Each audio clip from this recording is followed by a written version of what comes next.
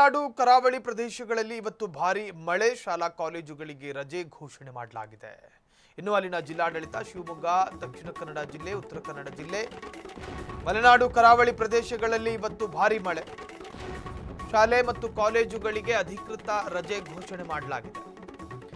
ಶಿವಮೊಗ್ಗ, ದಕ್ಷಿಣ ಕನ್ನಡ, ಉತ್ತರ ಕನ್ನಡ ಜಿಲ್ಲೆ, ಚಿಕ್ಕಮಗಳೂರು ಜಿಲ್ಲೆಯ ಕೆಲವೆಡೆ ಶಾಲಾ ಕಾಲೇಜಿಗೆ ರಜೆ. ಸಾಗರ, ತೀರ್ಥಹಳ್ಳಿ ತಾಲೂಕಿನ ಶಾಲೆಗಳಿಗೂ ಕೂಡ ರಜೆಯನ್ನು ಘೋಷಣೆ ಮಾಡಲಾಗಿದೆ. ಅಂಗನವಾಡಿ ಶಾಲೆ ಕಾಲೇಜುಗಳಿಗೆ ಇವತ್ತು ರಜೆ. ಚಿಕ್ಕಮಗಳೂರು ಜಿಲ್ಲೆಯ ಮಲೆನಾಡು ಭಾಗದಲ್ಲಿ ಭಾರಿ ಮಳೆ ಆಗ್ತಾ ಇದೆ. ಕೊಪ್ಪ, ಶೃಂಗೇರಿ ತಾಲೂಕಿನ ಅಂಗನವಾಡಿ ಶಾಲೆಗಳಿಗೂ ಕೂಡ ರಜೆಯನ್ನು ಘೋಷಣೆ ಮಾಡಲಾಗಿದೆ. ಉತ್ತರ ಕನ್ನಡ ಜಿಲ್ಲೆಯಲ್ಲಿ ಭಾರಿ ಮಳೆಯ ಮುನ್ಸೂಚನೆ ಈಗಾಗಲೇ ಇರುವಂತಹದ್ದು. ದಾಂಡೇಲಿ, ಜೋಯಿಡಾ ತಾಲೂಕಿನಲ್ಲೂ ಶಾಲೆಗಳಿಗೆ ರಜೆ.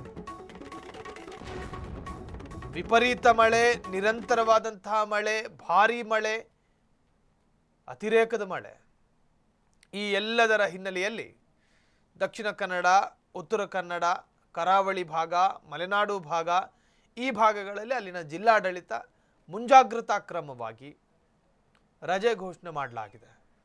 ವಿಪರೀತ ಮಳೆ ನಿಜಕ್ಕೂ ಕೂಡ ತೊಂದರೆ ಆದೀತು ಎನ್ನುವಂಥ ಕಾರಣಕ್ಕೋಸ್ಕರ ಮಕ್ಕಳಿಗೆ ಏನಾದರೂ ಪ್ರಾಬ್ಲಮ್ ಬಂದಿತ್ತು ಅಥವಾ ಎದುರಾಗಿತ್ತು ಎನ್ನುವಂಥ ಕಾರಣಕ್ಕೋಸ್ಕರ ಅಲ್ಲಿನ ಜಿಲ್ಲಾಡಳಿತ ಪ್ರತಿ ಬಾರಿಯ ಮುಂಜಾಗ್ರತಾ ಕ್ರಮದಂತೆ ಈ ಬಾರಿಯೂ ಕೂಡ ಮುಂಜಾಗ್ರತೆ ಕ್ರಮವನ್ನು ತೆಗೆದುಕೊಂಡಿದೆ.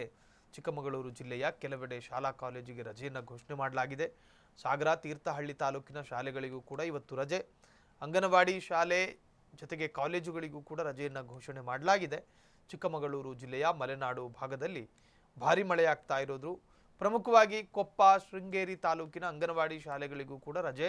ಉತ್ತರ ಕನ್ನಡ ಜಿಲ್ಲೆಯಲ್ಲಿ ಭಾರಿ ಮಳೆಯ ಮುನ್ಸೂಚನೆ ಸಿಕ್ಕಿರುವಂತಹದ್ದು. ಇನ್ನು ನಿರಂತರವಾದಂತಹ ಮಳೆ ವಿಚಾರಕ್ಕೆ ಸಂಬಂಧಪಟ್ಟ ಹಾಗೆ ರಾಜ್ಯದಲ್ಲಿ ನೈಋತ್ಯ ಮಾನ್ಸೂನ್ ಅಬ್ಬರ ಜೋರಾಗಿದೆ.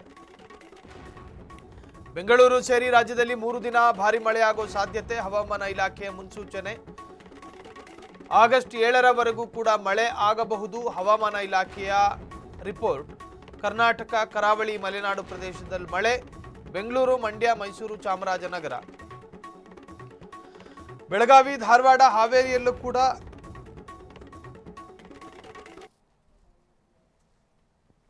ಭಾರಿ ಮಳೆಯ ಮುನ್ಸೂಚನೆಯನ್ನ ಭಾರತೀಯ ಹವಾಮಾನ ಇಲಾಖೆ ನೀಡಿರುವಂತಹದ್ದು. ಶಿವಮೊಗ್ಗ, ದಕ್ಷಿಣ ಕನ್ನಡ ಜಿಲ್ಲೆ, ಉತ್ತರ ಕನ್ನಡ ಜಿಲ್ಲೆ, ಹೀಗೆ ಅನೇಕ ಪ್ರಮುಖ ಜಿಲ್ಲೆಗಳಲ್ಲೂ ಕೂಡ ಮಳೆಯಾಗುವ ಸಾಧ್ಯತೆಗಳ ಮುನ್ಸೂಚನೆಗಳನ್ನು ಕೊಡಲಾಗಿದೆ. ರಾಜ್ಯದಲ್ಲಿ ನೈಋತ್ಯ ಮಾನ್ಸೂನ್ ಇರೋದ್ರಿಂದಾಗಿ ಮಳೆಯಾಗುವ ಸಾಧ್ಯತೆಗಳಿದೆ. ಹವಾಮಾನ ಇಲಾಖೆ ಈಗಾಗಲೇ ಕಟ್ಟೆಚ್ಚರವನ್ನು ವಹಿಸಿದೆ. ಸಂಬಂಧಪಟ್ಟಂತಹ ಪ್ರಮುಖ ನಗರಗಳಿಗೆ ಮುನ್ಸೂಚನೆಯನ್ನು ಕೊಟ್ಟಿದೆ.